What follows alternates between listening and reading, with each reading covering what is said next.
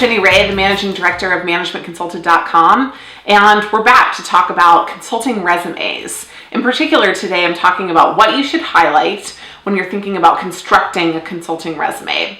Now, I've highlighted before that one of the key issues with consulting resumes is that they're very competitive, and you shouldn't just throw them together and you cannot just put it into the process blindly.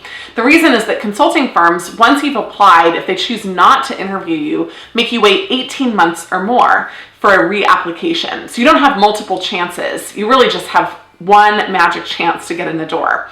So my key focus today is going to be to talk about the 5 things that they're looking for so that you can engineer your story to be more in line with what they're looking for.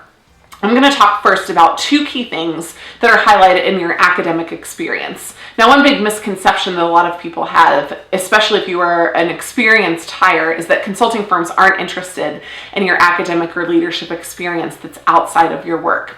It's not true. They're interested in your academic experience, whether it's core to what you're doing now or whether it happened a long time ago, because they want to see distinction there. Generally, a good indicator of success in consulting is that you've been successful in competitive environments. So the first thing that they're looking for is success under pressure. And one of the ways that they look for that primarily is your GPA, or the scores that you receive at the end of the process. Now, GPAs are a very finicky subject. I'm sure we could talk about it over multiple videos. But the key is that when we're working with a client and we're trying to determine whether or not a GPA should be included, consulting firms are looking for GPAs generally over 3.5. They're looking for high major GPAs as well. And they're not really correcting those for the difficulty of the course of study. So one of the focuses here is just on really helping you make sure that the resume that you have gotten and the one that you're building for yourself is going to highlight the key strengths, demonstrating success under pressure. The other way, other than a GPA, that you can demonstrate that is through honors, often departmental honors or university-wide honors, not things like Dean's List, which are general, but something that's specific to you, an award that you specifically won.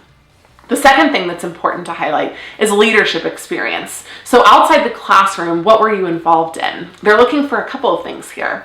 First, they're looking to see that you were in leadership and working with people. They're looking for 3 directions of working with people. For people working under you, people working as your peers, and people working as your supervisor. They want to know that you've had experience working in all of these ways. The second thing that they're looking for, other than working with people, is they want to understand what you've been managing. So they want to see that you've been managing budgets, managing people, and managing activities. They want to see that you've had responsibility over something.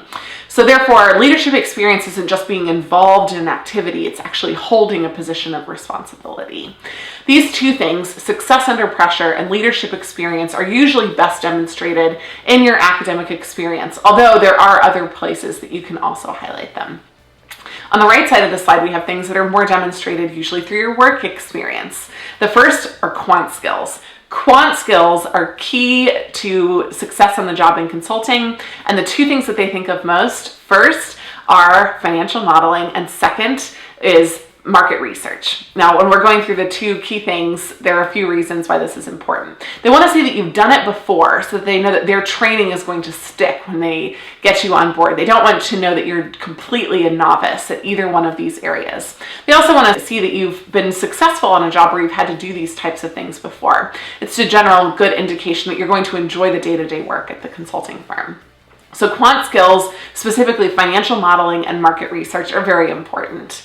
Finally, on the right-hand side, the other thing that we have is a demonstrated business interest. It's important that not only have you worked for businesses, but that you've thought about your activities that are outside the classroom in a business way. So for example, if you have a highly technical background, the firm isn't just interested when they're evaluating you and what you've done technically. They're interested in the insight that you have into a business's operations.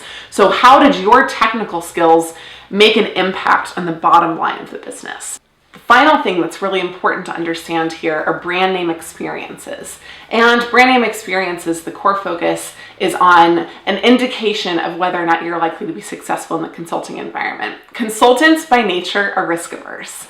So they're looking for success that you've had before to be a good indicator that you're going to be successful again. It's not that you can't get valuable experience in an entrepreneurial role or volunteering with a nonprofit. It's just that they don't have a good way to gauge exactly what you've done. So if you're standing at the beginning of the process where you're thinking about building your resume, thinking about accumulating experience, these are important things to think about. And hopefully you'll be able to be really strategic about what experience you build to prepare you for consulting. If you're not at the beginning of the process, but you've actually had a bunch of experience and you're wondering how to work it all into a story, we can help. We offer resume review services as well as resume edits, where we actually go line by line and word by word through your resume. So you can check us out on managementconsultant.com, where we have lots of resources and more information about our services related to resume.